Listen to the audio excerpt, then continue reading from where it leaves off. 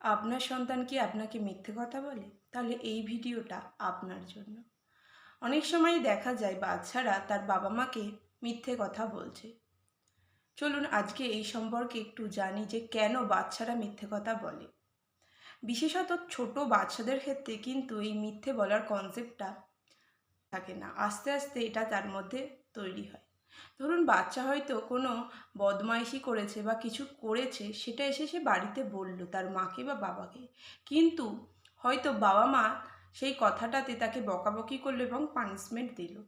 তখন কিন্তু বাচ্চাটার মধ্যে একটা ধারণা তৈরি হলো যে সে এই কথাটা বলার ফলে বকাবকি খাবে এবং হয়তো পানিশমেন্টও পাবে। তাই সে যখন কোনো দুষ্টুমি করে বা বদমাইশি করে, সে তখন সেই কথাটা এসে মা বাবাকে বলে না, বা বললেও মিথ্যে বলে। কারণ সে দেখে যদি মিথ্যে কথাটা বলা হয় সে কিন্তু পানিশমেন্ট পাচ্ছে না। ধরুন সে স্কুলে কোনো তার বন্ধুর সঙ্গে বদমাইশি করেছে বা বন্ধুর কোনো জিনিস ভেঙে ফেলেছে, এই কথাটা সে বাড়িতে বলল না। সে দেখলো না বলার ফলে, বা তাকে হয়তো আপনি জিজ্ঞাসা করলেন তুমি কি এটা করেছো, সে বলল না, তখন আপনি কি তাকে কিছু বকাবকি করলেন না বা কিছু বললেন না। সে তখন দেখলো কথাটা যদি সে না বলে তাহলে কিন্তু সে কোনো পানিশমেন্ট পাচ্ছে না ও বকাবকিও খাচ্ছে না, তাহলে তার মধ্যে এই মিথ্যে বলার প্রবণতাটা আস্তে আস্তে তৈরি হয়।